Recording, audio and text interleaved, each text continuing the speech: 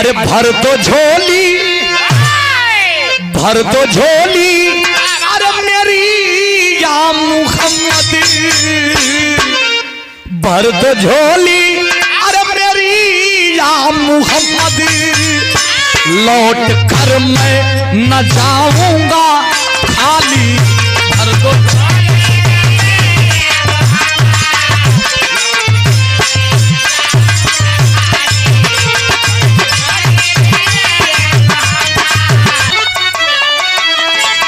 कैसे बगिया रे बगिया,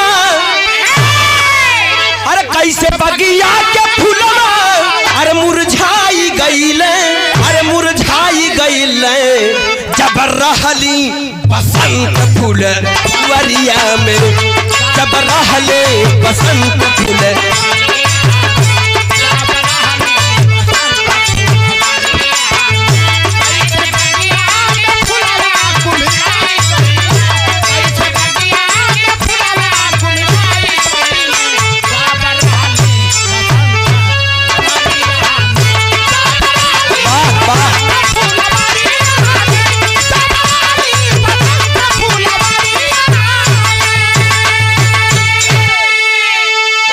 अकारण महाभारत का संग्राम क्यों हुआ, कलंक कुल में कौरव कुल का मान क्यों हुआ। विदुर जी जैसे जहां नीतिधारी भी रहे, भीष्म समान जहां धारी भी रहे, गुरु द्रोण जैसे सानी और सरताज भी रहे, महान सत्यवादी धर्मराज भी रहे, श्री कृष्ण जैसे जहां राजनेता भी रहे, विवेकी महापुरुष युग प्रणेता भी रहे। इन लोगों ने भविष्य पूरा सोचा क्यों नहीं, इन लोगों ने भविष्य पूरा सोचा क्यों नहीं, हो गया महाभारत।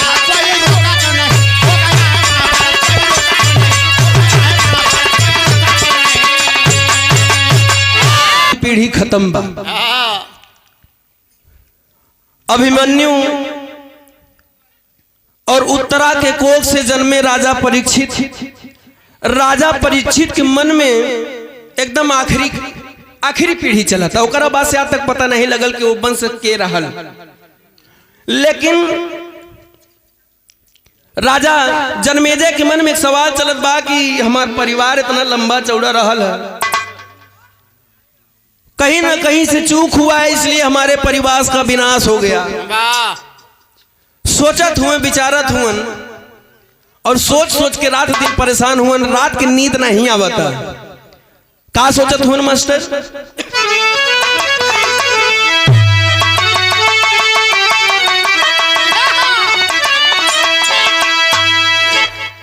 कि अरे कैसे पानी बिना पंछी,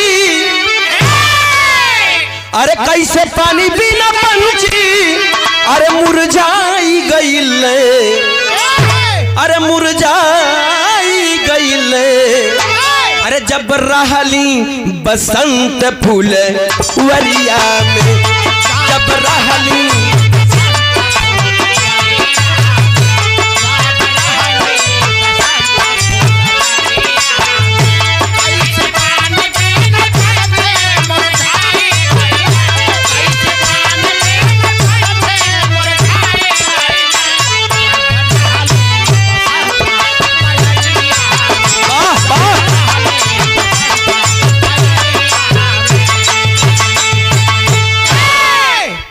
और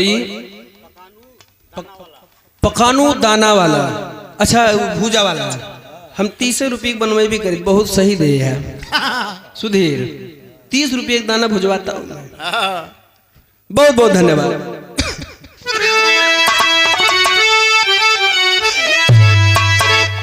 सर्दी खांसी इतना जबरदस्त रहे भैया, मालूम पड़े कि गाय न पाऊ, लेकिन कैसे गावत नहीं हमके खुदे नहीं के पता।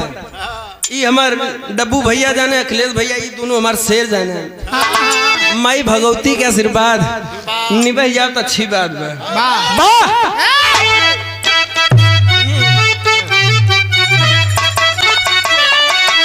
कि अरे कैसे बगिया रे बगिया, अरे कैसे बगिया के फूलवा अरे मुरझाई गईले, अरे मुरझाई गईले जब रहली बसंत फूल वरिया में, जब रहले बसंत फूल।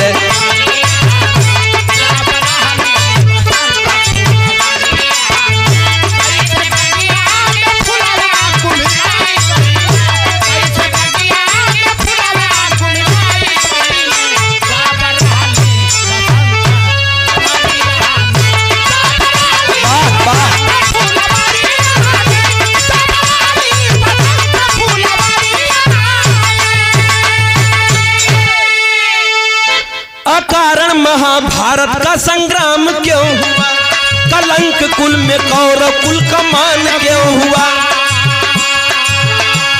विदुर जी जैसे जहां नीतिधारी भी रहे, भीष्म समान जहां ईमानदारी भी रहे, गुरु द्रोण जैसे सानी और सरताज भी रहे, महान सत्यवादी धर्मराज भी रहे, श्री कृष्ण जैसे जहां राजनेता भी रहे,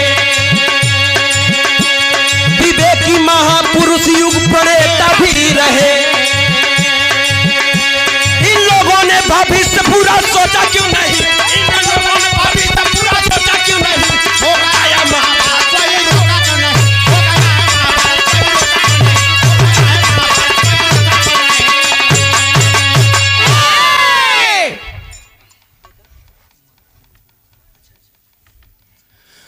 हो गया महाभारत कोई रोका क्यों नहीं। देखा एक एक विद्वान धरती पर है, हम रहती थी महाभारत हो जौन वीर हाथी घोड़ा बड़ी बड़ी की बड़की मराई गए बिल्कुल मरे नहीं। ए भैया इस भाव को समझते हुए हृदय के गार्जियन हमारे धर्म के बाबूजी श्री मल्लिकार महोदय श्री जयशंकर यादव जी, आपके द्वारा ये शानदार 500 रुपए देकर के सम्मान किया गया। चरणों में कोटि कोटि प्रणाम, सब भैया के प्रणाम पहल की बा, आशीर्वाद की कामना बा। लेकिन राजा जनमेजय के दरबार में व्यास मुनि जी का आगमन भइल। जमन रतिया में उनके निदिया नहीं आवत हो उपतिया, व्यास मुनि से तिखार के कालन के मुनिवर हमरे एक बात समझ में नहीं आवत कि इतना लंबा चौड़ा मेरा खानदान कैसे खत्म हो गया। व्यास मुनि कालन की ज्यादा घबराइला का बात ना हो नहीं रहल, हो गईल। अब ये पे विचार कैला से कोनो मतलब ना हो। अब हम कहीं विचार करे के परी, बिहार के चुनाव बा, कोई सोचलस ना सोची कि ये तरह गड़बड़ाई। अच्छा ये अगर व्यास मुनि होते तो आके कहते तेजस्वी जी से, खेसारी लाल भैया से कहलन कि ज्यादा घबरा मत, पे विचार कैले की जरूरत ना हो नहीं रहल, हो गई। लेकिन ना बात वहां कई पीढ़ी पीछे बा, ये कलयुग चला था, ये वर्तमान बा, वहां न जावे ही रहा। ए भैया कले की जौना दरबार में जौना राज में राजा धर्मराज जी रहलन, वहां इतना बड़ा अत्याचार कैसे भयल। कले की अब है बाकी बाल के खाल उधेरत हुआ अच्छी बात ना हो, भुला जा। अरे ऐसे कैसे भुला जा, भुलाए वाली बात हो। हमारे खानदान वाले हमें देखे का मन करा था। बिरहा में एक लाइन तरजुमा मास्टर,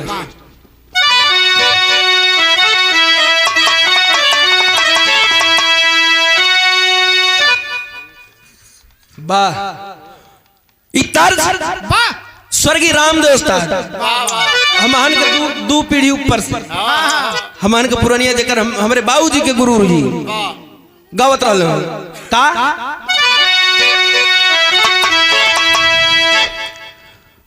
अरे चढ़ते फगुन जियारा अरे जारी गईले हो, अरे मोरा पिया बाहु रहवा भुलाई गईले हो, मोरा पिया बाहु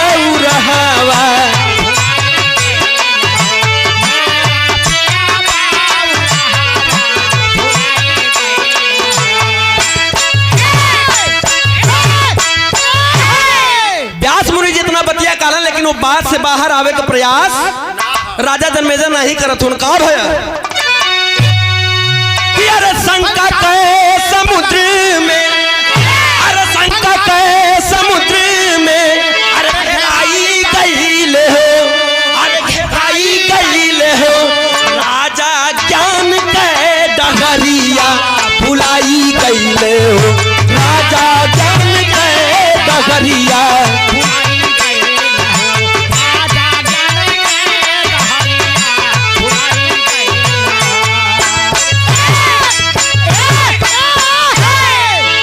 होनी हो के रही नाही कोई रोकवैया, होनी हो के रही नाही कोई रोकवैया, होनी हो के रही नाही कोई रोकवैया।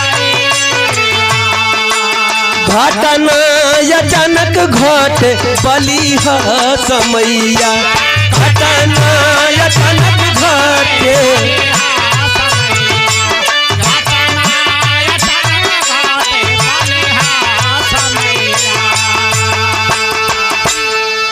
झूठे भ्रममा के जाल में अरे घेराई गईल हो, अरे घेराई गईल हो। राजा ज्ञान के डगरिया भुलाई गईल हो, राजा ज्ञान के डगरिया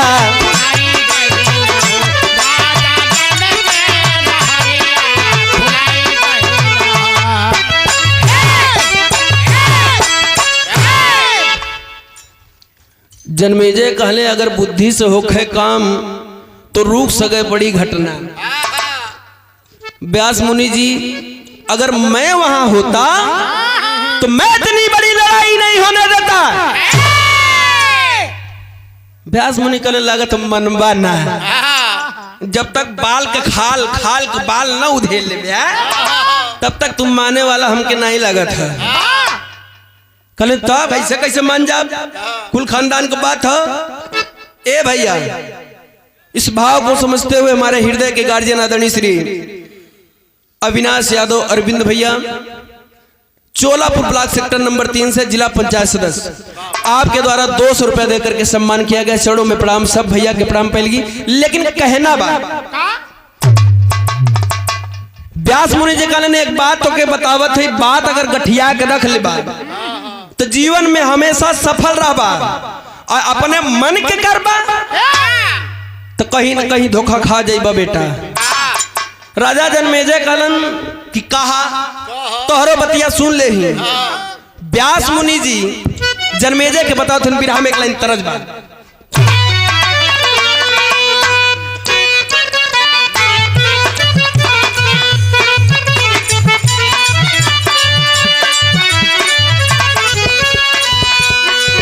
अरे घूंघूर बाजे घाघर बाजे, अरे घूंघूर बाजे घाघर बाजे और बजे करताल हो। अरे 900 जोगी मंगल गाम, 900 जोगी मंगल गाम बजे बिरपिया माल हो। 900 जोगी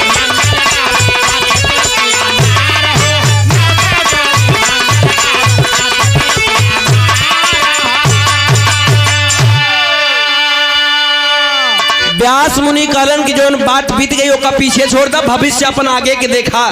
तेरे राट पाट में का चला था, प्रजा कैसन बा, कोसी संतुष्ट हो, खुश हो कि ना हो। राजा जन्मेजय कहते कि मुनिवर ज्यादा बता कहले तब मैं चलूं। चलते चलते एक बात तो के बताए के जा का। अरे कहाँ व्यास जी 3 महीना, अरे कहे व्यास जी 3 महीना, अरे सुन राजा दरम्यान हो। अरे मत जाना तुम महल से बाहर, मत जाना तुम महल से बाहर, राजा मलकान हो। मत जाना तुम महल से बाहर, राजा दुर्बान हो। मत जाना तुम महल से बाहर, राजा।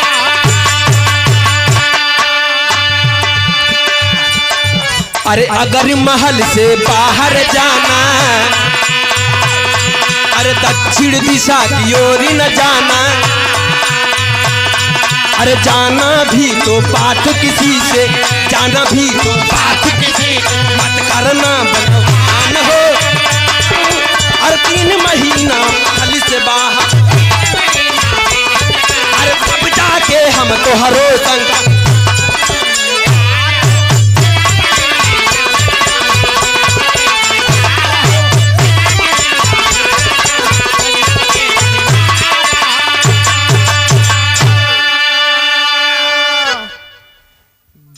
हमरे बड़का भैया विजय मेडिकल स्टोर वाले पराना पट्टी की धरती से आपके द्वारा 100 रुपया देकर के सम्मान किया गया।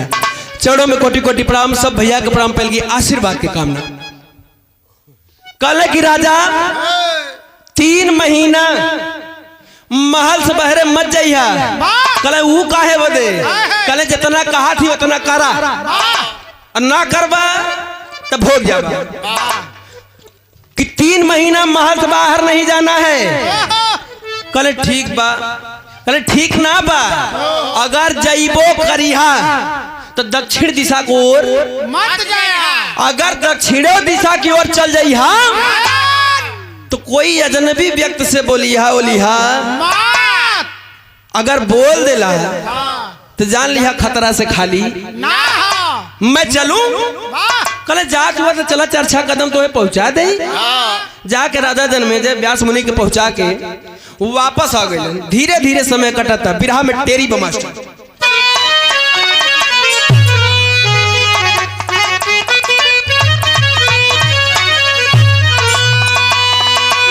की गहराई तनी एक पति सरक ला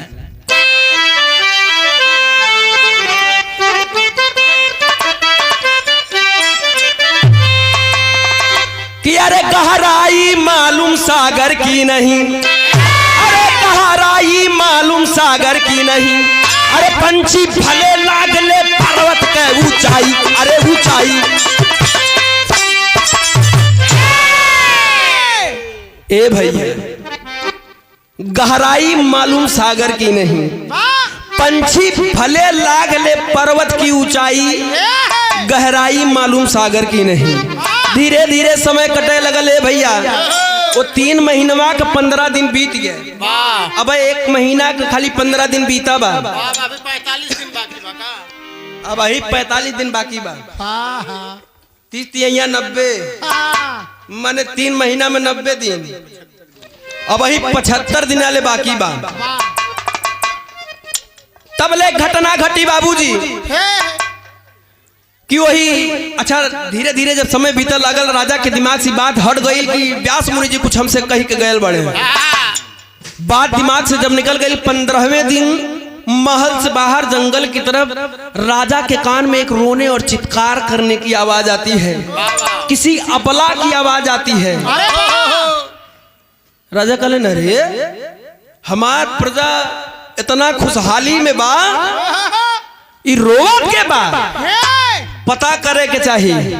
1 दिन भयल, 2 दिन भयल, 3 दिन राजा के ना रह गल, चलल बड़े वही जहां से आवाज आवता। अभी भुला गए कि दिशा कौन हो, घर से बहरे बानी के भीतर बानी। एक लाइन तरज वो मास्टर बड़ी मिजाजी तरज है।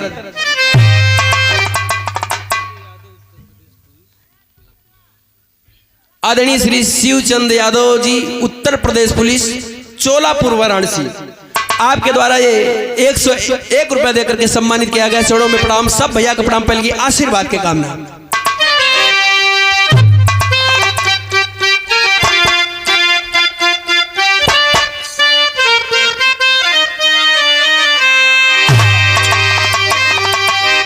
कोनो भी नहीं की धुन करे, धुन के आगे फेल बा। कहाँ गया मेरा भाई सुधीर लाल यादव? ये तेरे मंच ना छोड़ल जाला। कहाँ गया मर्दे? हम तो एक देख देख आज तू हमार महबूबा, हम तो एक देख गावत है। मनोज भाई के मान ला, चला मनोज भाई के मान लेते हो, उनकर संती। अब आशिक के दिल टूटी तो कही कैसी, जो करीबी हो वही से कही ना। वाह, अरे दिल को टुकड़े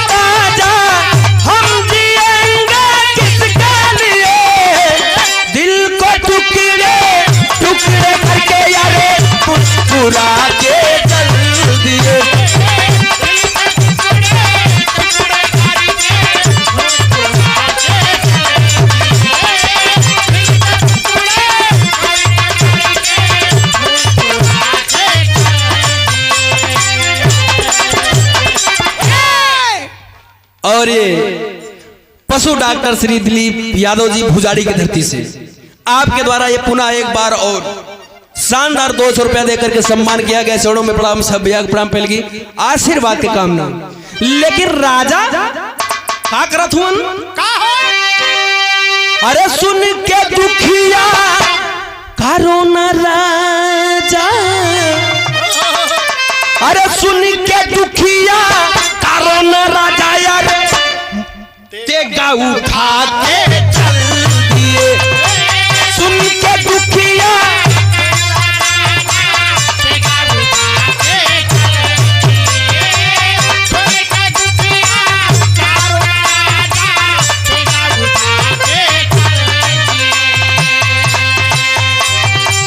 मैं हूँ राजा पालक प्रजा का, मैं हूँ राजा पालक प्रजा का, मेरा जीवन इनके लिए। सुन के दुखिया करो न राजा, तेगा उठा के चल दिए। सुन के दुखिया करो न राजा, तेगा उठा के चल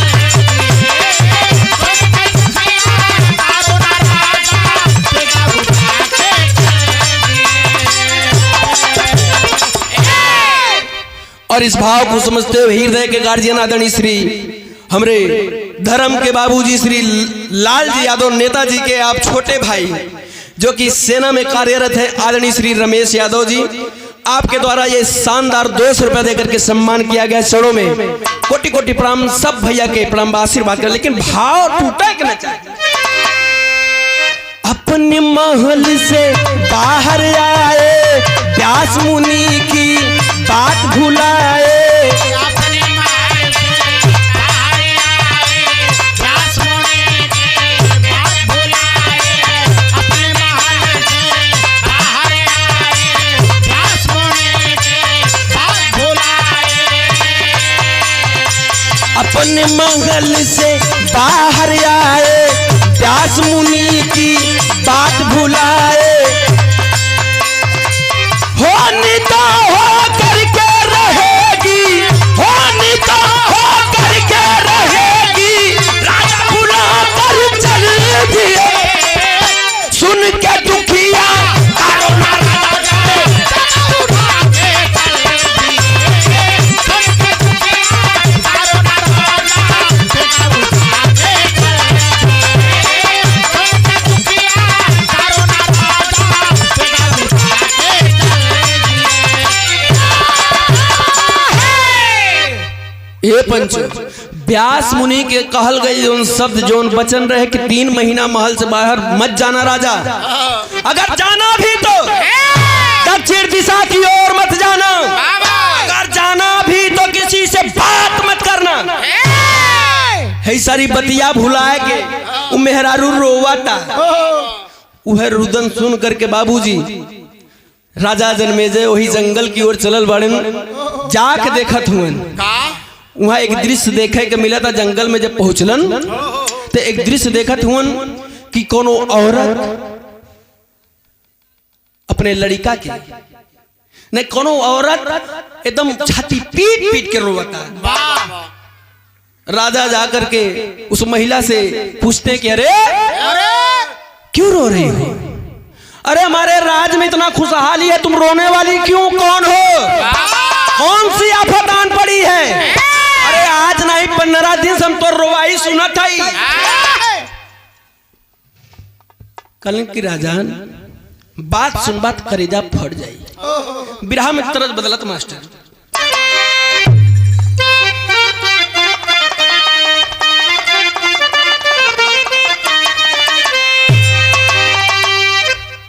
बिरहा में बड़ी मिजाजी तरज बा। आजकल के जितना तरज है तरज के कोनो जोर नहीं रहे।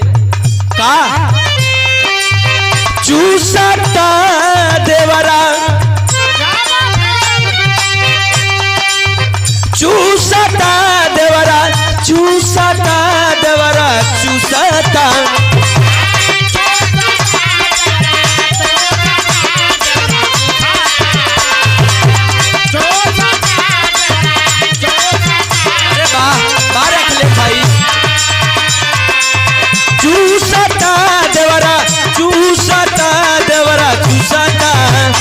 बेटवा के ललिया हमार देवरा चूसता।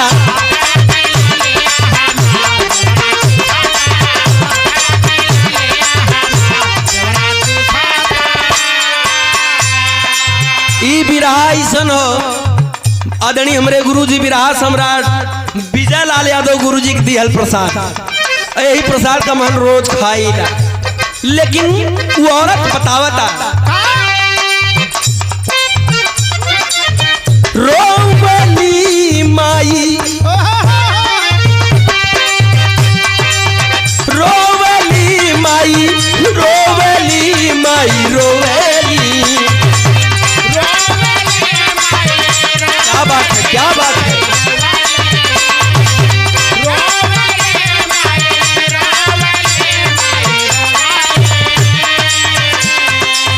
रोवली माई, रोवली माई, रोवली अपने कारे जावा के फार माई रोवली।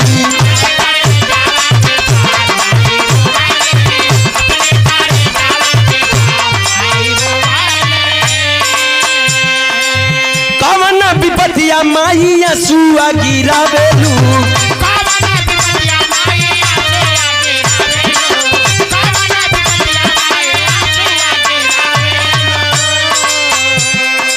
सूतल नीतिया में हमरा के जगावेलू।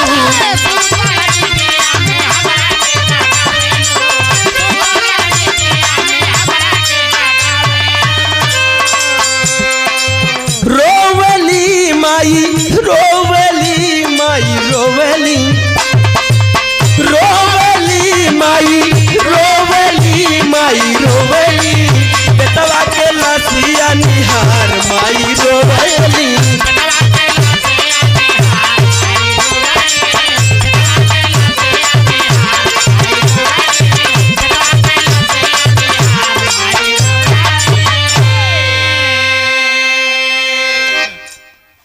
कहलन की माँ आखिर क्यों रो रही हो, कारण क्या हो सकता है इस तरह से छाती पीट पीट कर रोने का। कहलन की बेटवा जेकर जवान बेटवा मतारी बाप के कंधे से चल जाई, वो छाती पीट के ना रोई तो कहा करिए बाबू। अरे वाह। राजा कहलन कहाँ है तुम्हारा बेटा। कहलन कि वो हमारा बेटवा पेड़े पे टांगल बा। कल बताओ माँ मैं तुम्हारे लिए क्या कर सकता हूँ। कलन की हमार बुढ़िया मतारी कहती कि हमारा खरी इच्छा बा कि हम अपने दुलरुआ बेटवा का मुंह चूम कर विदाई कर दें। कल इतनी सी बात मेरे राज्य में वो भी खाली जाएगी, तुम्हारी हो वचन पूरा कर दिहल जाई। कैसे पहपट में कहना।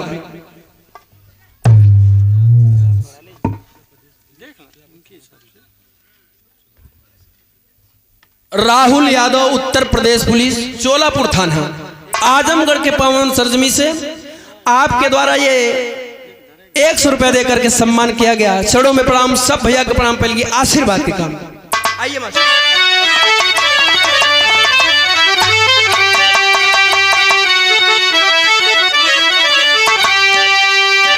कि अरे राजा जी के, अरे राजा जी के बारी गईले नया नवा माई रोवली। अरे राजा जी के बारी गईले नया नवा माई रोवली। अरे जे कर टांगल सूली पे सुगनवा माई रोवली।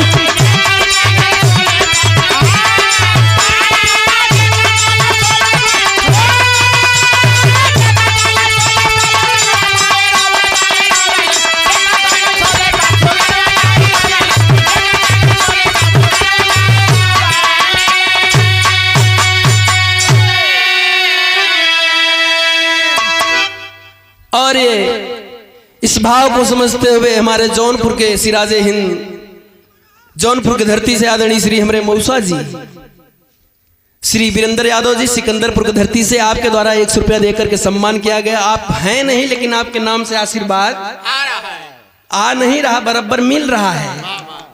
यही तरह प्यार दुलार आशीर्वाद बनल रहो और का हुई। ए भैया राजा कहलन कि माता देर मत करो, जो तुम्हारी अंतिम इच्छा है, आखिरी इच्छा है, वो भी पूरा कर लो। कैसे? अरे राजा बोले हमारे कंधे, अरे चढ़ी जा बुढ़िया माता हो, चूम के मुहवा पे तवा के तू पूरा करला नाता हो। अरे चढ़ा के राजा, अरे चढ़ा के राजा चुम्मा में मुहवा देख माई रोवली, अरे जे कर टांगन सूली पे ललानवा माई रोवली।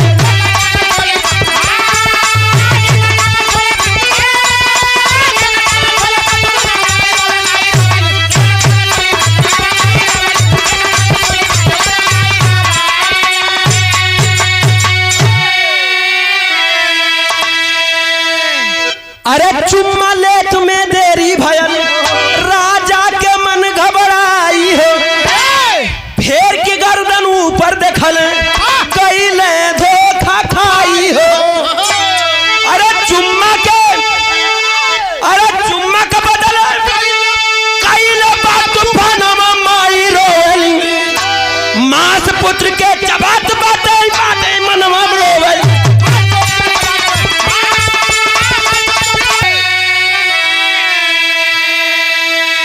मास पुत्र के चबात बात जननवा माई रोवेली। राजा तो नेकी करे के फेरे बाड़न कि माँ आपकी अगर इच्छा है तो आप मेरे कंधे पर चढ़ जाओ और अपने बेटवा का मुहवा चूम के आखिरी विदाई दे दा। बुढ़िया मतारी कली ने ऐसा मौका फिर न मिली, बेटवा हमका अपना कान्हे पर बैठाए ला। राजा वो बुढ़िया औरत के अपने कंधे पे बैठलन तो चुम्मा लेवे शुरू कैली वही बेटवा की। आधा घंटा बीत गयल, धीरे धीरे 1 घंटा से 2 घंटा हो गए। अरे वाह! अब राजा सोचत हुए कि मुहवा चूमत है कि मुहवा बनावत है, बात हमारे समझ में नहीं आवता। पलट के मुड़ी ऊपर देखा थुअन, पलट के मुड़ी ऊपर देखलन कि वो तो मेहररुआ वो बेटुआ को मसिया नोच नोच के खात बा। झट धमियान से तलवार निकालते हैं, जैसे ही तलवार निकलन माया न रहे, उल्लास भी गायब, वो बुढ़िया औरत भी गायब। अब राजा सोचा था अरे अरे खरी मेहरारू की गजब माया दिखावता। अपने मन में सोचत हुआ राजा जन्मेजय मेहरारू हमरे साथे छल कैलस, आखिर रहल का। मन में सोचत सोचत अपने महल की ओर चलल बाड़न। जब महल में पहुंचलन तो आल्हा में कहना बा,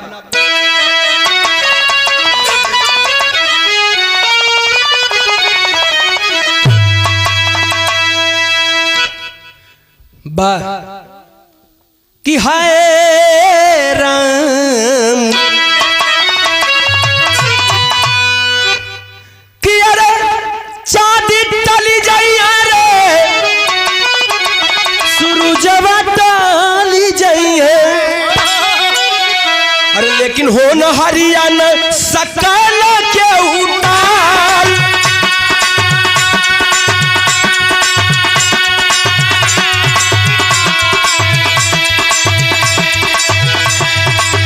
भैले बिहान राजा देखा अपन तनवा,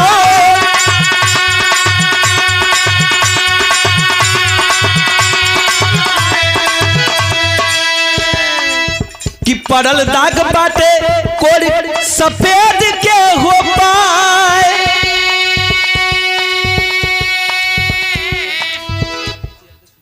ये सब तू सब का फाने है भैया, है का फाने है जान तो कहा था। और ये हमारे हृदय के गार्जियन हमारे जौनपुर की धरती से हमारे संजीत भैया की तरफ से 100 रुपया दे करके बहुत बहुत हौसला बढ़ाया गया। चरणों में प्रणाम, सब भैया के प्रणाम पहल गया, आशीर्वाद के कामना फिर से।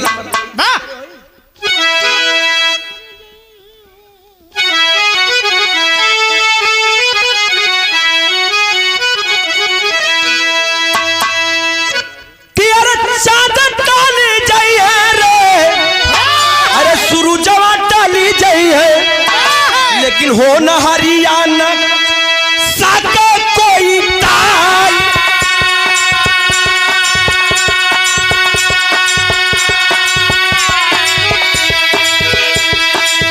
भैले बिहान राजा देखे अपन तनावा।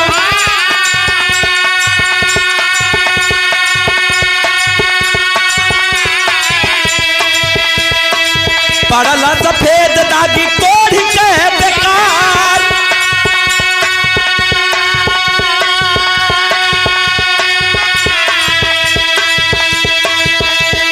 लजिया के मारे भैया निकले न बहारावा।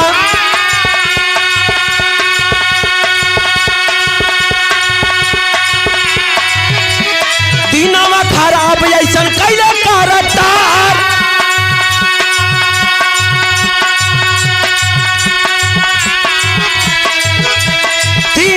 बाद तब व्यास मुनि आइले।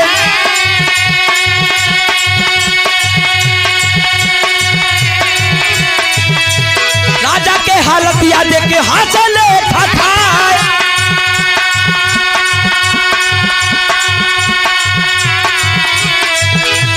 अरे मनला न राजा वही दिन वाली बतिया। अरे दक्षिण दिशा के ओर कैला मनला। और ये आदरणीय लालजी यादव नेताजी के सम्मान में जिला पंचायत सदस्य वार्ड नंबर 3 से हमारे अविनाश यादव अरविंद भैया ward number 3 Cholapur block sector से आपके द्वारा ये 100 रुपया देकर के सम्मान किया गया। चरणों में प्रणाम। सब भैया के प्रणाम पहले आशीर्वाद की कामना। ए भैया राजा घरे पहुंचलन अपना सुबेर होते जो बड़का आईना उनके बिस्तरा के लगे लगल रहे वही में देखत हुन जैसे ओकरा सामने जाके खड़ा भइलन तो पहले छर के डरा गइल। अरे बाप रे बाप, अरे बाप, ये इतना उज्जर उज्जर आदमी कौन दिखाई दे रहा भैया। डरा के एक बारी चकमका के बगले हो गए राजा। फिर हिम्मत जुटा के आके देखत हुआ शीशो मरी। बाप रे बाप, का हो गल हमें। ई तो हम ही हैं। जितना देर ले काट काट के लसिया खैलस उतना देर राजा के कोर से बेकार हो गई। पूरा सफेद सफेद सड़ सड़ के गिरा था। लाज के मारे राजा महल से बाहर नहीं जात हुआ। महल का पूरा सिस्टम बिगड़ल जात हो। जब सिस्टम बिगड़ल धीरे धीरे 3 महीना के दिन बीतल।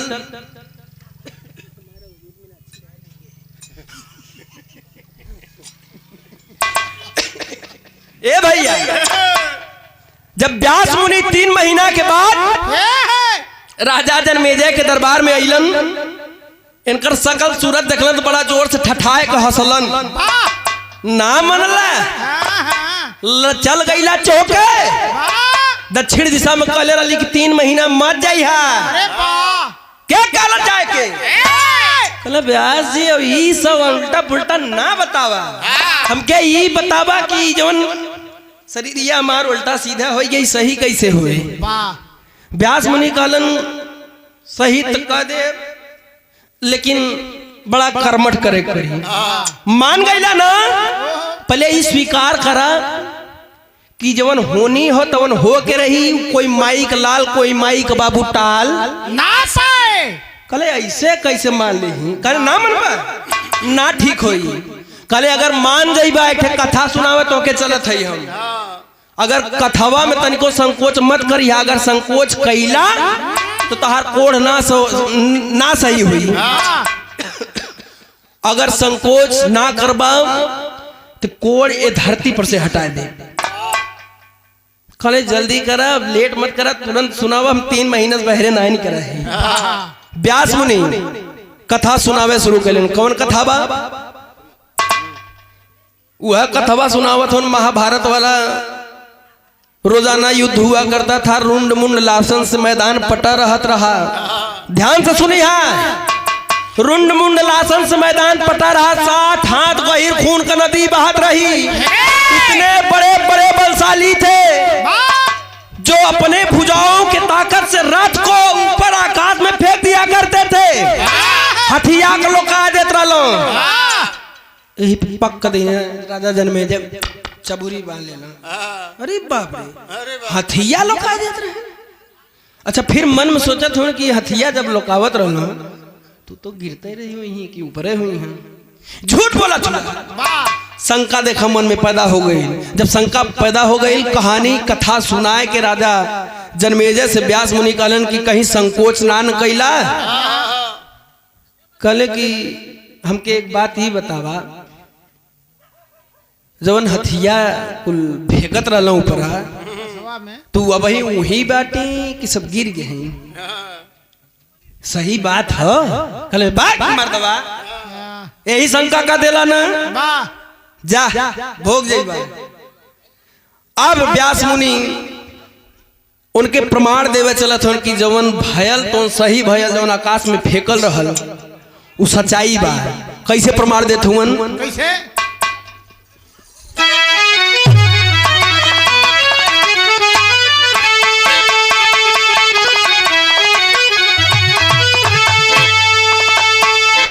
कि अरे कथा सुन के सोच भइले राजा ज्ञानिया। अरे कथा सुन के सोच भइले राजा रोगिया, लेकिन होठ के मिटाइल ना सफेद दगिया।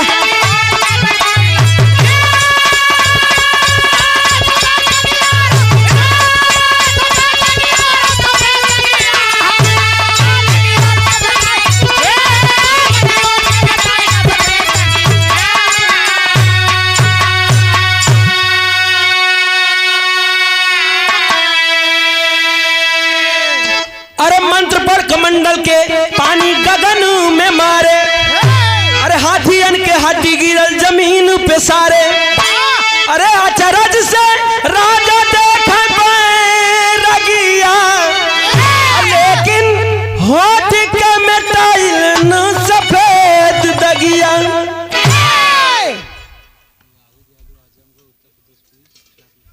बार बम भाई यही तरह गर्दा उड़ाए रहा है। आदरणीय हमारे हृदय के गार्जियन राहुल यादव, उत्तर प्रदेश पुलिस चोला, आजमगढ़ की धरती से आपके बारे अनगिनत कोई गिनती नहीं है।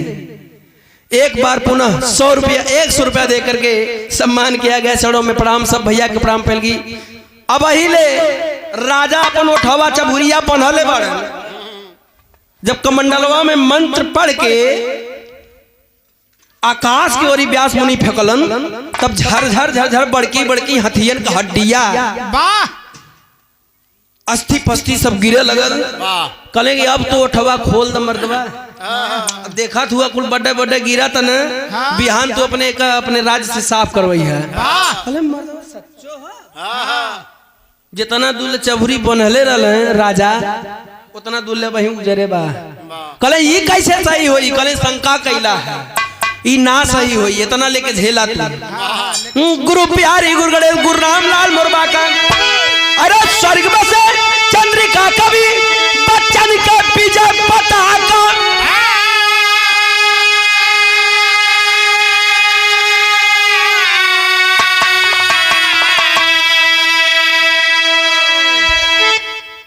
कि गहराई मालूम सागर की नहीं,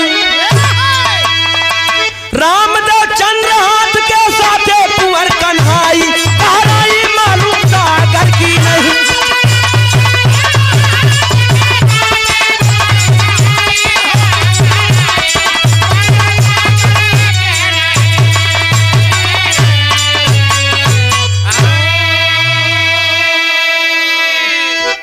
बहुत बहुत धन्यवाद। बड़ा प्यार से, बड़ा दुलार से, अरे वाह, बड़ी सुंदर भाव सुने के मिलल। माई के ना हुई, सच्चा श्रद्धांजलि हमरे तरफ से अर्पित बा माता के। और सब कुछ ये छोड़ के चरनिया सुइया भी आदमी लेके जाए वाला, लेकिन घमंड तो ही कहता कि बे जितना बनैनी उतना केहू थोड़े बनाई। 4-4 5-5 बीघा रजिस्ट्री करे बनी, गाड़ी के लिए बनी, गड़िया तो हमारे नाव से। ई बा घमंड। लेकिन जे धरती पर आई बा के जाई, लेकिन केहू के जाए का क्रम तनी वीर भाव से होला। केहू अचका में चल जाला, केहू भोग के जाला, केहू के गैला के बाद दुनिया जानेला आ केहू जियतो केहू के केहू ना जान पावेला। केहू मर जाला ता दुनिया जानेला, केहू जियतो केहू के जान ना पावेला। आई अपन अपने आदमी जानेला। ता एक छोटी सा प्रसंग यही भाव पर, यही प्रसंग पर खैनी बने शुरू हो गई भैया। प्रसंग होई तो होई, पहले खैनी बना के खाली गजब हाल बा भैया। वाह वाह रे भैया, यो इतिहासे में नाम लिखाई कि गवैया प्रसंग का बात बतियाओ तो ना टेरिया खैनी बनाओ तो हमनी के एनर्जी है, कोई कोई के नहीं जाने ला भैया। आइए मास्टर, वाह छोटी सो वाह।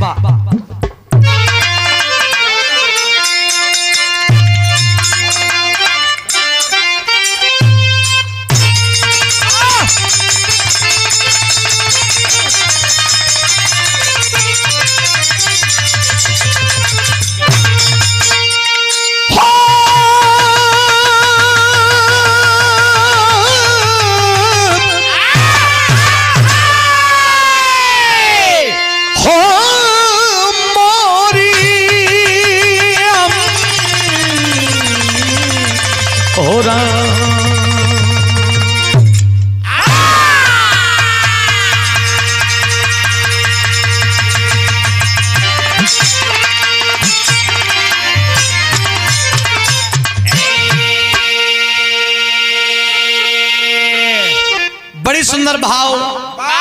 कोशिश रही कि जितना देरी में निर्गुण रहा उतना देरी में हम बिरहा बिगा के फरियादे हैं। ठंडी का समय भी बा और श्रद्धा सुमन अर्पित हमार रही। इतना भैया लोग बैठल बनी, बिरहा में 4 लाइन भूमिका का भाव बा। तनी गौर करे को है कि वीर के कहल जाला। कैसे मास्टर?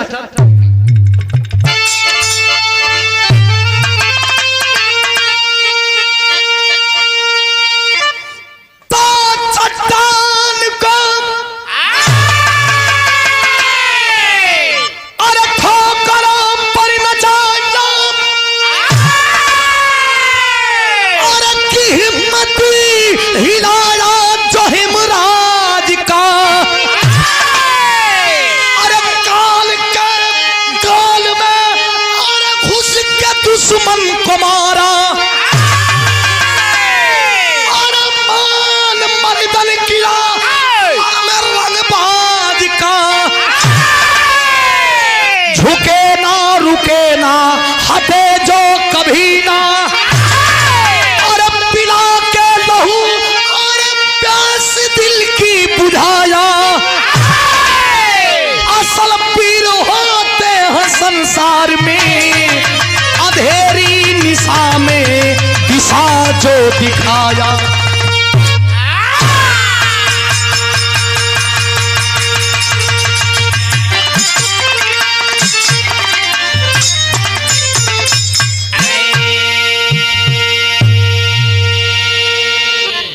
असल पीर होते हैं संसार में, अंधेरी निशा में दिशा जो दिखाया। घर बनल बनावल बा, ओकरा में तो रहे का आनंद जौन बा बटले बा, लेकिन जे घर बनावेला ओकर मेहनत पूछे के चाहिए। लाठ जौन बनल बा, जौन रोड बनल बा, ओकरा में चलवैया ना बताई, लेकिन जे बनवैया है, जे खून पसीना से घर दुआर जे बनैले ओकरा से ओकर मेहनत ओकर मरम पूछे के। कहानी कहाँ का बा, केकर बा, कैसन बा, दोहा सर में बतावे के बा। कैसे मास्टर?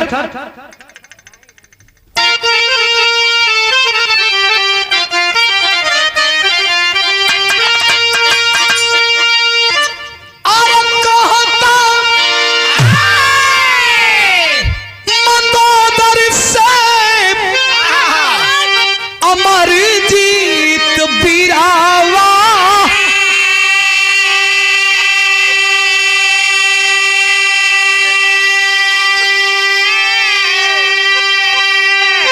कैसे भैली लंका बिरान हो।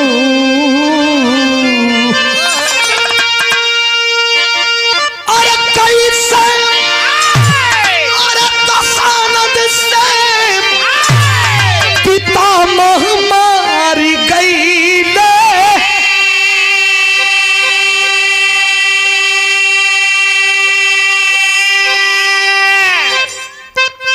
पीछावा कुछ बजा था का?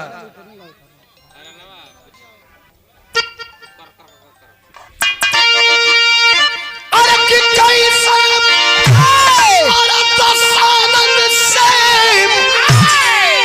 पितामह मार गई ले,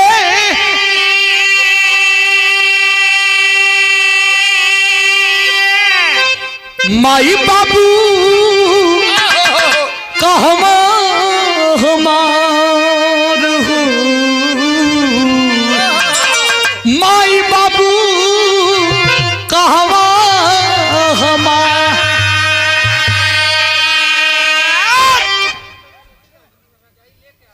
1,00,000 पूत 1,25,00,000 नाती, ताही रावण घर दिया न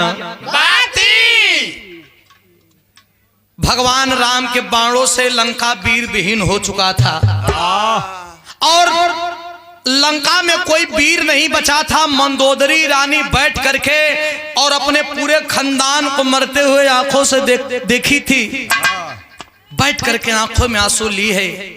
तब तक एक 13 वर्ष का बच्चा आता है, नाम अमरजीत है, मेघनाथ का बेटा है, बचपन से ही अपने ननिहाल में पला था। मंदोदरी से जाकर के कहता है, दादी माँ मैं मेघनाथ का बेटा हूँ और मैं रावण से और अपने पिताजी अपने पापा मेघनाथ से और अपने दादा रावण से मिलना चाहता हूँ। आंख में आंसू लेकर के मंदोदरी कहने लगी कि बेटा रावण से मिलना चाहता है, अपने पिता मेघनाथ से मिलना चाहता है, क्या लंका की स्थिति तुझे पता नहीं? आंख में आंसू लेकर के एक बात कहती है, क्या कहती है? बिरहा में कव्वाली का टुकड़ा बड़ा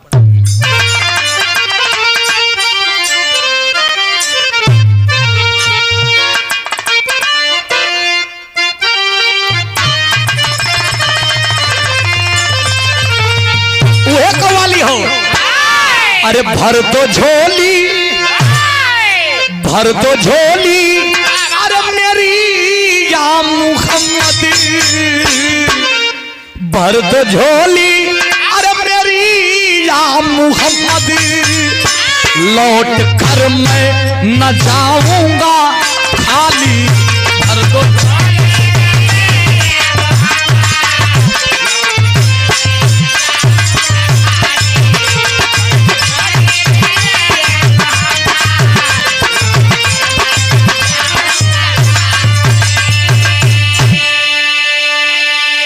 लेकिन मंदोदरी रानी रो करके और 13 वर्ष के अपने नाती अपने बेटवा के समझावत बका। अरे रोके बोली, रोके बोली, मंदोदरी अमर से, रोके बोली, अरे मंदोदरी अमर से, लाल कैसे मिटाऊं मैं शंका।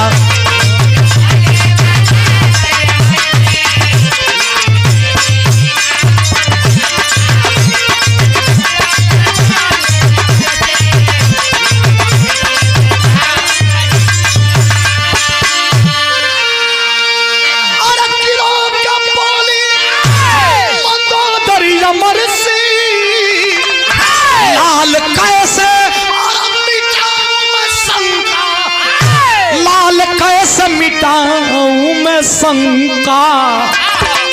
ए बेटा मांग में मेरी,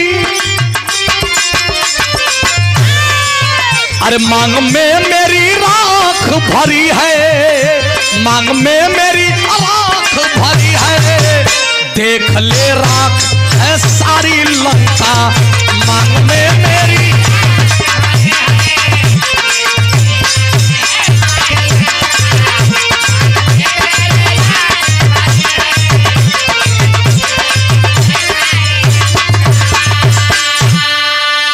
और बम यादव जी हमारे पुराने पट्टी से भैया के द्वारा 100 रुपया पुरस्कार देहलन, चरणों में कोट कोट प्रणाम, बहुत बहुत धन्यवाद। तनी हारन का आवाज कम करा हो। और 100 रुपया पुरस्कार तो वही है बाबू, हालो मेन मत मत मत कम करा, मेनो कम कर। और 100 रुपया पुरस्कार हमारे भैया कला के यूट्यूब पर देखा जाला, भैया के कोट को प्रणाम है, एक खातिर धन्यवाद बा, सब भैया के प्रणाम है। ए भैया मंदोदरी रानी बता रहे कि बचवा इला था अपने बाप का अपने दादा का दर्शन करे, लेकिन अफसोस लंका वीर विहीन हो गया। कैसे माँ? जिस रावण के चलने से पृथ्वी कंपित होती थी, अरे जिस रावण के दरबार में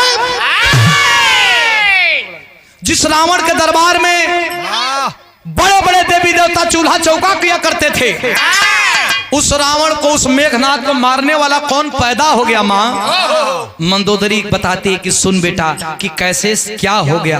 क्या कहती है?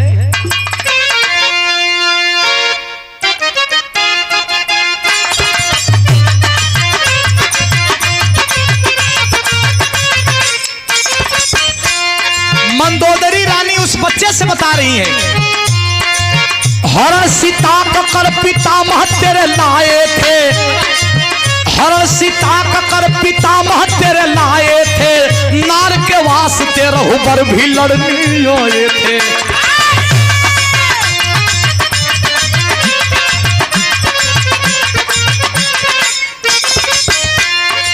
मिले श्री राम से भीषण मिताई करके, मिले श्री राम से भीषण मिताई करके, कराया कुल का नाश द्रोही बुराई करके।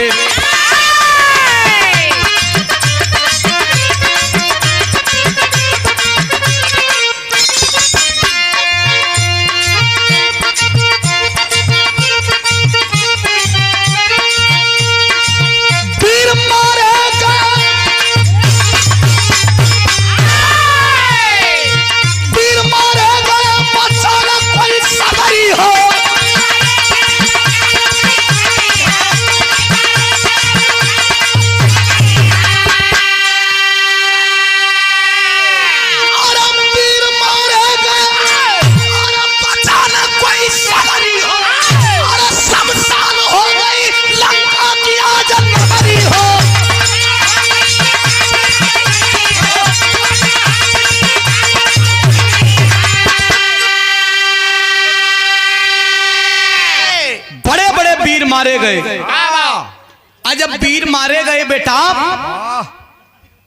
शमशान लंका हो गया, और इस सब में हाथ मात्र एक का है, जिसका नाम भभीषण है।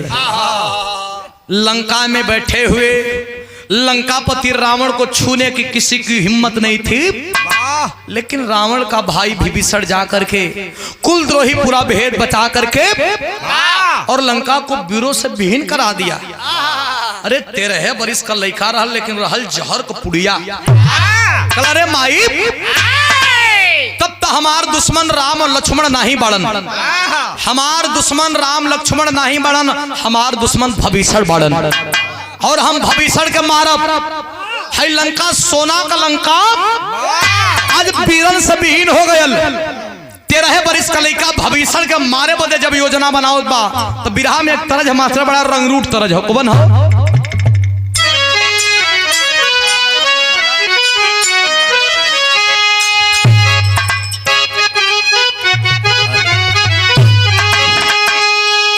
ये हमनी का उम्र का पहले का तरज बा, जब पहले गवना बियाह होत रहे ता, अरे राजा पहले का जौन विदाई भर विदाई मिले 5 साल पर गवना होखे, 5 साल पर 6 साल पर 8 साल पर जब विदाई होके तो राजा रच के सामान मिल। लेकिन हमार भैया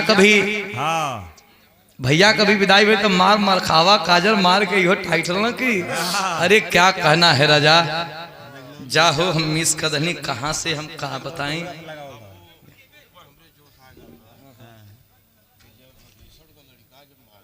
जी जी जी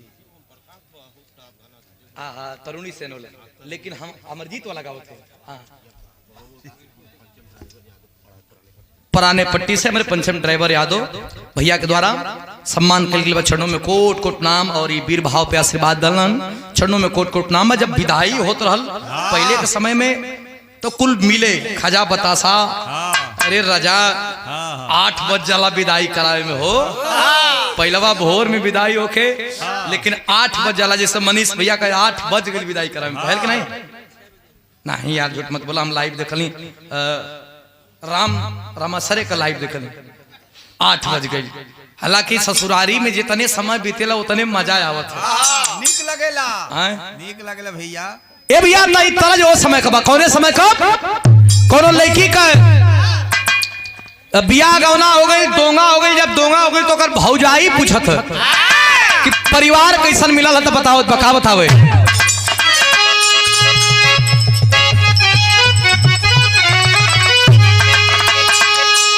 कह कि अरे कुन्ना मिलल दौड़ावा मिलल, अरे कुन्ना मिलल दौड़ावा मिलल, अरे पहुरावा मिलल ये भौजी। यही रतिया से जरिया पनिदियो न आवे मुंगवा मिलल भौजी।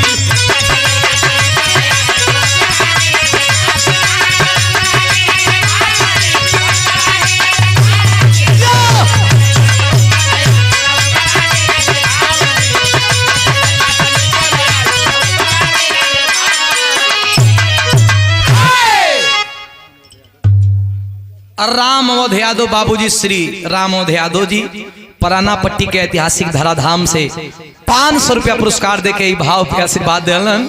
चरणों में कोट कोट नाम बा, दिल से धन्यवाद बा। आशीर्वाद की कामना ता जिंदगी रही हमरे बाबूजी श्री राम अवध यादव जी के धन्यवाद बा। लेकिन 13 बरिस खलैका कलश की राम लक्ष्मण हमार दुश्मन नहीं खन, और राम लक्ष्मण दुश्मन नहीं खन। भविष्य सारा भेद बता के लंका के वीरन के विहीन कैले बा। पहले भविष्य के का कहे,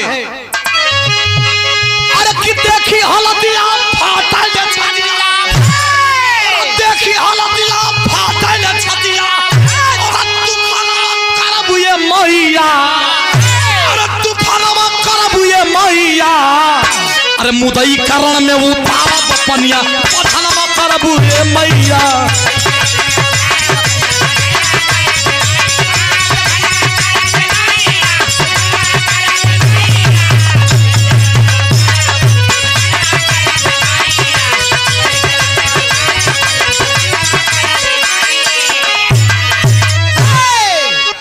सुना तू काहे घबरा लू? अरे जैसे आज मेघनाथ नहीं खन, मेघनाथ के जिला पंचायत सदस्य चोलापुर ब्लॉक सेक्टर नंबर 3 से हमारे अविनाश यादव भैया अरविंद नाई लोन का हमारे भैया के द्वारा पुनः सम्मान कई गई बा शानदार 200 रुपया। चरणों में कोट कोट नाम, बहुत बहुत दिल से धन्यवाद बा। बड़ा प्यार रहेला, बड़ा सम्मान रहेला। भैया के विजय का ताज पहनाई से भाई कामना बा। बोला भैया। विनय आर्मी वाला, रोहित आर्मी मैन, मनोज यादव और कद गो 50 रुपया मनोज यादव 50, विनय यादव 50, रोहित यादव। हाँ भैया लोग के द्वारा सम्मान। विनय भैया, मुकेश भैया, रोहित भैया। हाँ मुकेश ड्राइवर देना भैया, ऑटो वाला। बहुत बहुत धन्यवाद बा भैया के, बहुत बहुत प्रणाम है। आशीर्वाद की कामना ताज सीएनजी की पेट्रोल है। इंदरपुर की धरती से बाबूजी श्री आशीष यादव जी आपके द्वारा 100 रुपया पुरस्कार। चरणों में कोट कोट प्रणाम, बहुत बहुत धन्यवाद। रवि यादव, हरामी यादव, ये भैया देखिए लोग हमें चलेला ते चलत कहीं दौड़ावत हो। हरामी यादव भैया के द्वारा सम्मान कोट को प्रणाम 100 रुपया। चरणों में ये कुछ हो सकेला रजा, रजा यही का नाम बनारस। बहुत बहुत धन्यवाद बा। अब हो गई का करबा, जिला का नाम बोलो एक बार है दलाता। ए भैया मंदोदरी से लइका कहस कि तूफान करब, मेघनाथ का बेटा है। का कहे मास्टर,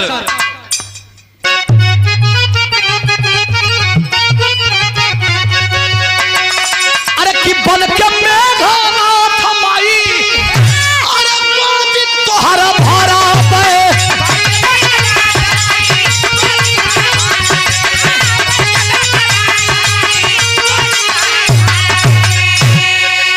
अरे खेत के भी सड़ के हम राज खुद करबे। अरे रोमा रोमा लागल यगिरा, रोमा रोमा लागल यगिरा, मनवा करबुए मैया। अरे मुदई करण में उतारा पनिया, पथलवा करबुए मैया।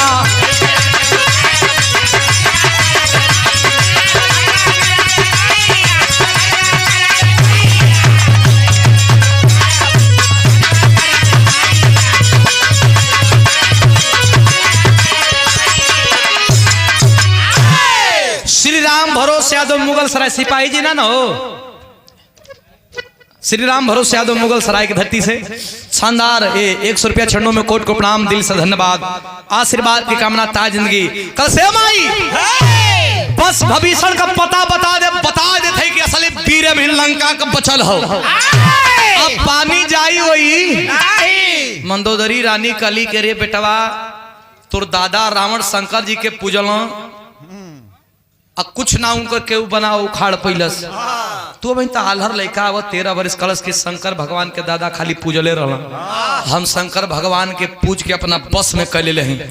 हल्का ले थी काम आई तैयारी कैले हो। जब तैयारी कैले बा भविष्य का राज गद्दी हिलावे बदे तब बिरहा में एक और तरज हो, लेकिन तरज ही गजब कह। कैसे मास्टर?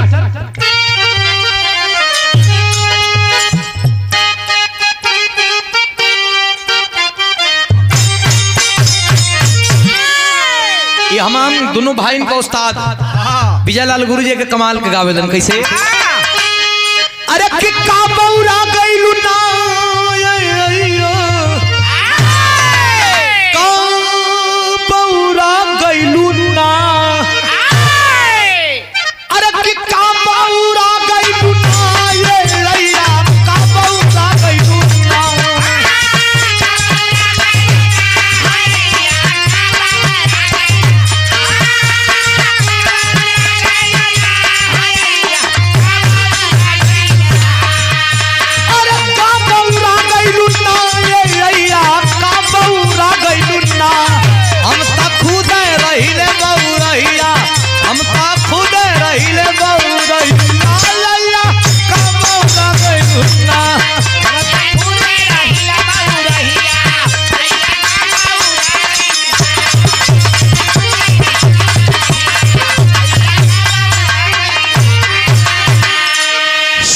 मेजर के पद पे कार्यरत आदरणीय हमारे अभिभावक और श्रीलाल जी यादव नेताजी के सबसे छोटे भाई रमेश भैया के द्वारा पुरस्कार आइल बा, आशीर्वाद आइल बा। श्री चरणों में कोट को प्रणाम। सब भैयन के था उचित प्रणाम पहुंचे, आशीर्वाद की कामना बा। लेकिन लइका रहल 13 बरिस का, लेकिन चलल है जवान। कैसे चलल मास्टर?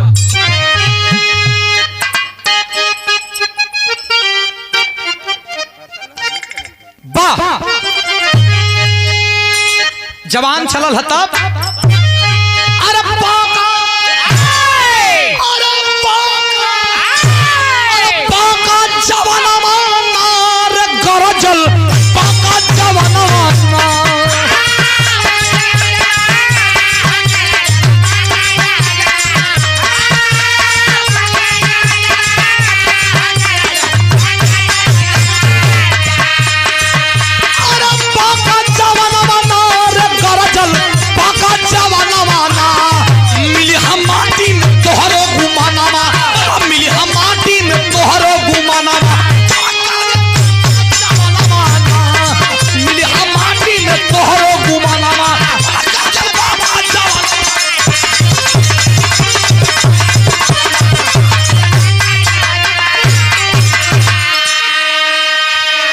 शोभनाथ यादव इंदलपुर के ऐतिहासिक धरती से शोभनाथ यादव जी के द्वारा 100 रुपया पुरस्कार। चरणों में कोट कोट प्रणाम, बहुत बहुत धन्यवाद, आशीर्वाद की कामना हो। जीओसी कमांडर सपा के प्रकोष्ठ से पूर्णवासी राम जी हमारे पूज्य अभिभावक जी के द्वारा ये पुनः दूसरा पुरस्कार आया है। चरणों में कोट कोट प्रणाम, दिल से धन्यवाद, आशीर्वाद की कामना। ताज में बैठ करके आप लोगों ने मान मर्तबा बढ़ाया है, इसके लिए धन्यवाद। बांका जवानवाना जा करके और जो भविष्य बैठा था राजगद्दी पे निकाल करके बाण मरलस की भविष्य का राजगद्दी हिला लगल। विभीषण कहना लंका वीर से विहीन हो गई। इतनी गो लइका बचवा नाव तो हार नाव जवान अपन परिचय ना दिलन, जवान का जवानी होकर परिचय दिले। और सुनो, जब परिचय जानने के लिए इतना इच्छुक हो तो मैं कोई और नहीं, मैं मेघनाथ का बेटा अमरजीत हूँ, इस गद्दी का वारिस हूँ। भविष्य करसला ये कहाँ ले आगल? अब इन्हें वो बचले है, एगो से 1000 होखत देरी ना लगे। एक कुल मायावी होन। तुरंत भविष्य प्लान कदलस। कैसे प्लान कैलस?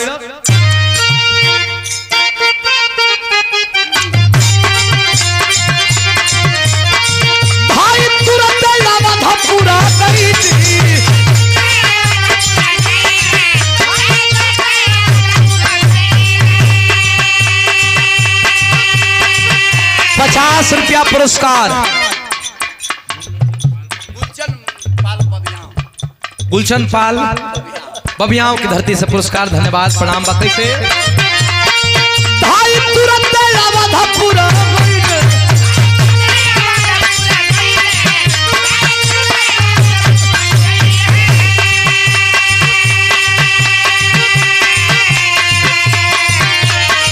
दुखड़ा सारा सुनैले ना, दुखड़ा सारा सुनैले ना, सपोला तान के बैठल बथनामा, सपोला तान के बैठल बथनामा,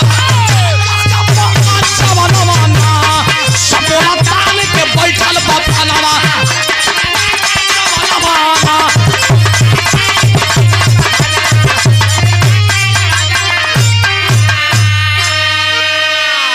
महेंद्र सिंह जी पराना पट्टी के ऐतिहासिक धरती से शानदार 100 रुपया पुरस्कार।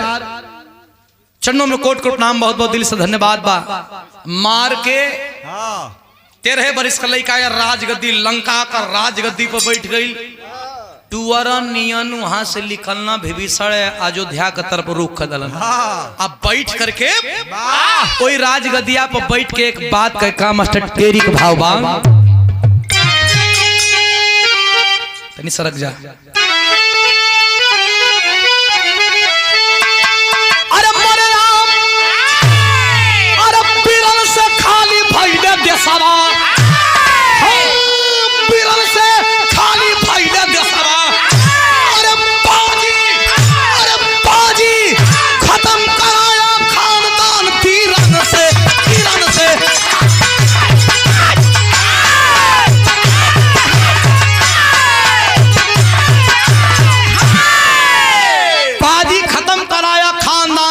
से एवर लंका में बैठ के और लंका का रणनीति तैयार करे लगल कि अब मेरे हिसाब से चलेगा लंका का राजतंत्र लोकतंत्र जो भी बनेगा। लेकिन और विभीषण जाके अनुमय विनय करे लगलन, हाथ जोड़े लगलन भगवान श्री रामचंद्र जी के सामने। रामचंद्र जी देखला कहला कि इनके लंका का राजा बनैनी बिना मुकुट का, बिना जूता जूती का, हाकल पियासल कहला का भैया कुशल मंगल कुशल क्षेम, कहला कुशल क्षेम ना भाई। हे प्रभु हे दीनानाथ, हालत खराब हो। देखें आपने मुझे लंका का राजा बनाया, लेकिन हे प्रभु लगता है कि मैं अब ज्यादा दिन तक लंका का राजा नहीं रह पाऊंगा। भगवान के आंखों में क्रोध भर गया कि क्या बात करते हो मित्र, मैंने आपको लंका का राजा बनाया और किसी देवता में इतना हिम्मत नहीं है, किसी वीर में इतना हिम्मत नहीं है कि आपको लंका के राजा से हटा सके। कौन है? कहना कौन ना है? विभीषण हमार नाव, हमारे कुल कले का कहना तोहरा कुल में तो बचले ना भैया। कहना मेघनाथ का एगो बेटा बच गया बा, वो बचपने से ननिहाल रहत रहल। कहना नाम कहना अमरजीत। कहना तब नहीं कोनो उपाय करी सरकार, हमार जान बचाई। लक्ष्मण कहना कि भैया एगो बात कही, ओकरे बाबू के हम मरले हैं, आदेश देता तो हम वही के मार के आ उद्धार करती लंका का। रावण के परिवार का कुल का एक चिराग अमरजीत को मारने के लिए शेषनाग के अवतार लक्ष्मण चलते हैं, विभीषण लेकर चलते हैं। तो बिरहा का आखिरी तरज है कैसे मास्टर?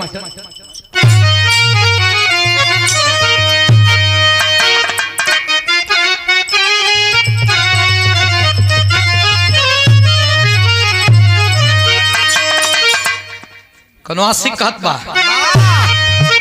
अरे दिल के अरमान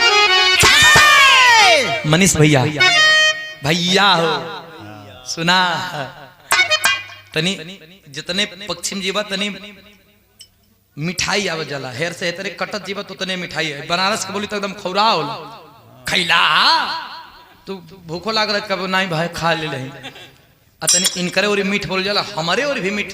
बक्सर उक्सर में अगर जाइब सब है हमारा जिला में जाइब तो काजी तनी खा लेती रहुआ, भूखो ना लाग रही तो मन करी कि अरे मदे दिल तोड़ देबा। आ यार खाइबा त खा हुरबा त हुरा नहीं त जा ला। तो मनीष भैया आप पूरी हमारे तनी मीठ बोली है कैसे? अरे दिल के अरमान, दिल के अरमान।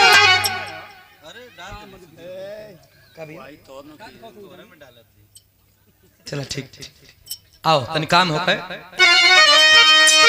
अरे दिल के अरमान आंसुओं में बह गई।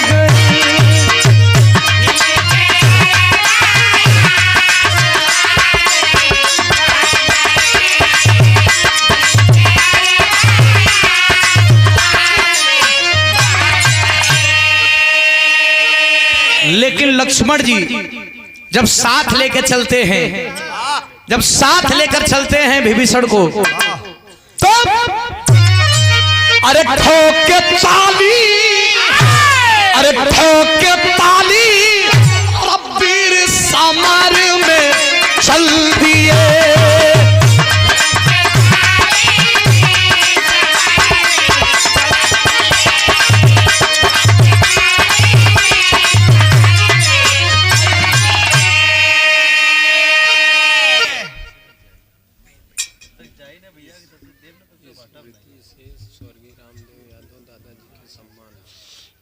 स्वर्गीय रामदेव यादव दादाजी के सम्मान में हमारे लालजी यादव नेताजी के भतीजे चोलापुर ब्लॉक सेक्टर नंबर 3 से जिला पंचायत सदस्य अविनाश यादव उर्फ अरविंद भैया परानापट्टी चोलापुर वाराणसी, आपके द्वारा पूज्य बाबूजी रामदेव यादव गुरुजी के सम्मान में, बाबूजी के सम्मान में ये आशीर्वाद देने के बाद शानदार 200 रुपया आपके श्री चरणों में कोट कोट प्रणाम। सब भैया के था उचित प्रणाम पहुंचे। कैसे मास्टर? अरे ठोके ताली, अरे ठोके ताली, वीर समर में चल दिए।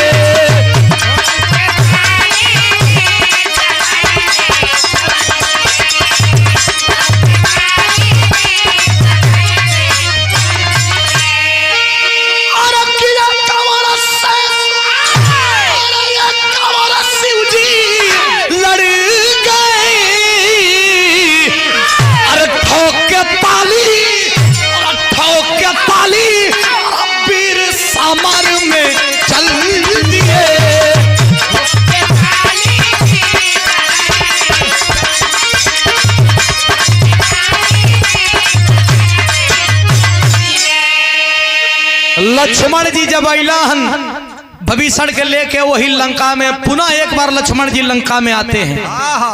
जब पुनः एक बार लंका में अइलाहन तब बिरहा में पापट का लाइन लिखल गई बा। आओ भैया, अरे भैया, अरे बड़े भाई हैं आप लोग भैया, ऐसे अच्छा ना लगत रहा भैया। पड़ी वाना था फरियाद जी, भैया फरियाद जी, अरे फरियाद पक्का ही रहुआ का अब हमरे की है मुर्दाहा बाजार में हर साल करैला। सही बात, सही बात बाबू जी मना देबा। नव युवक समिति बिरहा मुर्दाहा बाजार अनिल यादव, अध्यक्ष श्री अनिल यादव, उपाध्यक्ष हमारे बड़े भैया विकास भैया। अरे नहीं ले ला, हमारो स्वागत सम्मान बहुत अच्छा लगा। तो एक बात ताली बजा के आप लोग सम्मान बढ़ा दें। 500 रुपया पुरस्कार मुर्दाहा बाजार से बिरहा के लिए आप लोग जीते हैं, और बिरहा परिवार से जो है वो मेरा परिवार है। वाह जी,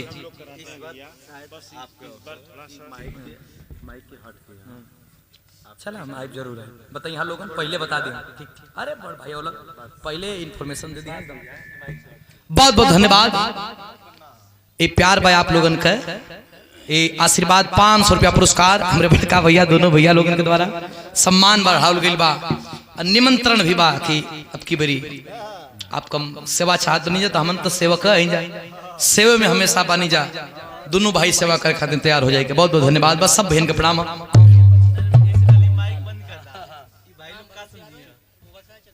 मुगल सराय चंदौली से श्री राम भरोसे यादव जी के द्वारा सम्मान बढ़ाओ गई बा।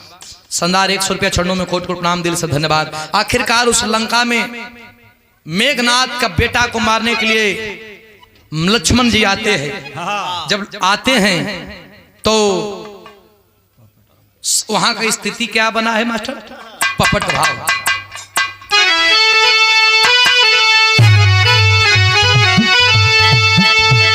अरे लगा परसने पान के ऊपर पान तान का सीना हो।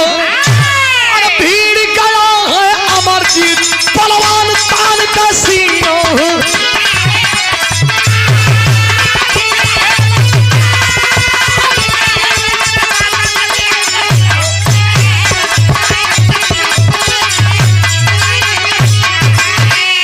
लड़ाई होने लगी, लेकिन लड़ाई में बताया गया कि लक्ष्मण पे वो 13 वर्ष का लड़का भारी पड़ने लगा। आज जब भारी पड़ने लगा, विभीषण उपाय बताए कि विभीषण लक्ष्मण भैया, ये मेघनाथ का बेटा है, भगवान शंकर से वरदान पाया है, ये नहीं मारा जाएगा। लक्ष्मण कहना इसके मरने का कोई बताइए उपाय। कहना इसके सामने अगर कोई स्त्री आती है तभी ये मारा जाएगा, ये नहीं ऐसे मारा जाएगा।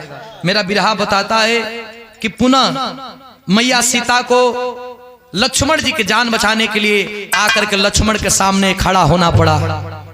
जब लक्ष्मण के सामने सीता जी खड़ी हो गई, बार मेघनाथ का 13 वर्ष का बेटा तीर धनुष धरती पर रख दिया। बोला कि अगर मर्दों से लड़ाई करना होगा तो मैं जीते जी और मरते मरते बेहोशी हालत में भी एक बार कोशिश करूंगा कि लड़ लूं, लेकिन औरतों से लड़ाई मैं नहीं करूंगा। तीर धनुष जो ही इस धरती पे रखा, लक्ष्मण जी को मां सीता कहने लगी कि यही असली मौका है।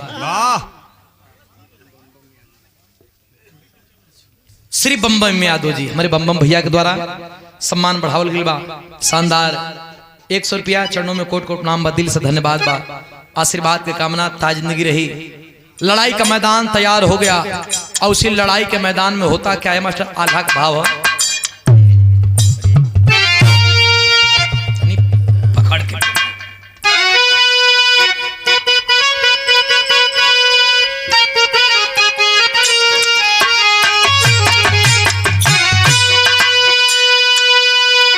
वही लड़ाई का मैदान में एक तरफ से लक्ष्मण हैं जिनके सामने माता सीता हैं, और दूसरे तरफ से तीर धनुष रख दिया धरती पे अमरजीत है। तो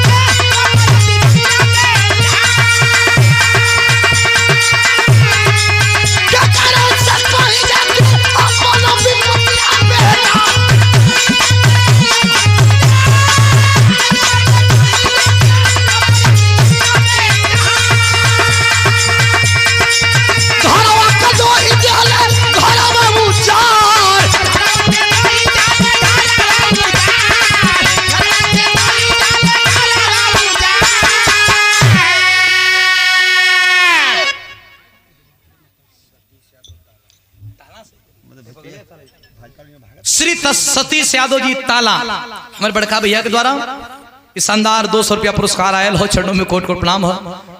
सब भैया के था उचित प्रणाम। बड़ा प्यार है भैया के द्वारा 200 रुपया पुरस्कार कोट कोट प्रणाम धन्यवाद हो। सतीश सिंह ताला अतुल मार्का ईंट आपके द्वारा 500 रुपया पुरस्कार। चरणों में कोट कोट प्रणाम। सब भैया के था उचित प्रणाम आशीर्वाद की कामना ता जिंदगी हो। बल्टाहरा वाले श्री राम दुलार यादव जी के द्वारा शानदार 200 रुपया पुरस्कार। चरणों में कोट कोट प्रणाम। बहुत बहुत धन्यवाद। सब भैया के प्रणाम हो। इंदलपुर की धरती से श्री शोभनाथ यादव जी के द्वारा सम्मानित 100 रुपया पुरस्कार। चरणों में कोट कोट प्रणाम और शानदार 200 रुपया पुरस्कार। सूबेदार मेजर के पद पे कार्यरत हमारे अभिभावक जी रमेश जी पराना पट्टी से, जो हमारे लाल जी यादव नेताजी के सबसे छोटे भाई हों, इस सम्मान में लाल जी यादव नेताजी के भी सम्मान में, ये पूरे परिवार के सम्मान है, अविनाश भैया का भी सम्मान में आशीर्वाद दहलन। चरणों में कोट कोट प्रणाम दिल से धन्यवाद। लइका के जब बाढ़ चलेलन सीता जी के कहला पर निहत्थे पे जब बाढ़ चलाए तो रहल तो लइका न फट गल करे जा धरती में लोट के रोवे लगल। मंदोदरी रानी आती है आंख में आंसू लेके कहती है बेटा बार भी बिछड़वा, कुलद्रोही, परिवार द्रोही, राजद्रोही, जैसे पूरा खानदान को तूने खा गया है। आलहर 13 बरस का लड़का तो का बिगड़ रही। इसी जांग पे लेकर के मंदोदरी रानी अपने बेटे को लेकर के रो रही है और रो करके एक बात कहती है। क्या कहती है मास्टर? खड़ी करा।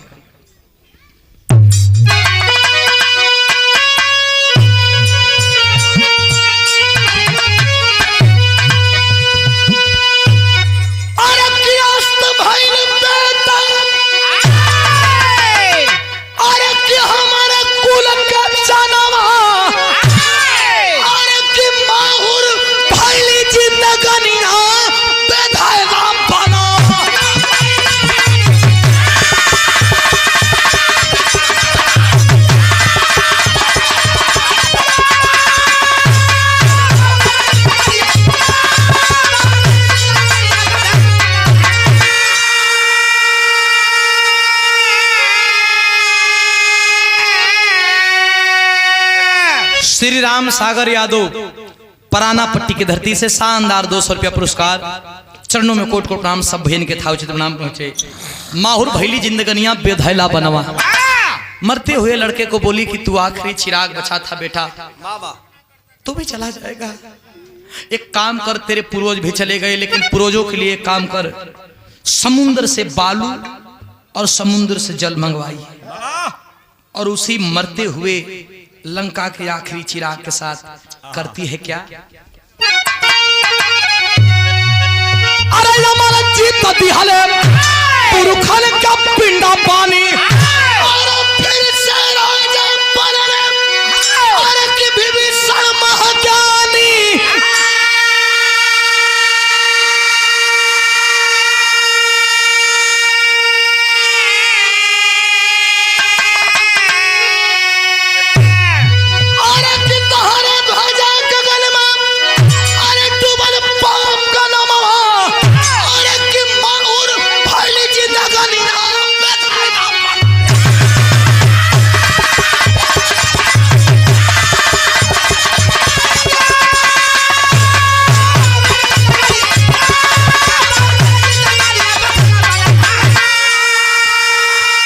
मरने वाले तो लोग मर जाते हैं।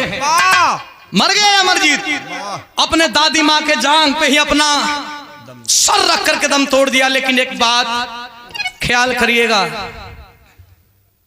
ये लागू आज भी होता है मनीष भैया, ये आज भी लागू होता है। मरने के लिए तो सबको मरना है। मर गया वो अमरजीत, लेकिन लागू है कि रावण एक नहीं 1000 रावण से इंसान लड़ सकता है, लेकिन भभीषण से कैसे लड़ सकता है? मनीष भैया, रावण से आदमी लड़ ले लेकिन भभीषण से कैसे लड़ी? रावण सामने से लड़ेगा, लड़ लिया जाएगा। लेकिन आज के समाज में, आज के देश में, आज के राज्य में, घर में हर जगह भभीषण हो गए।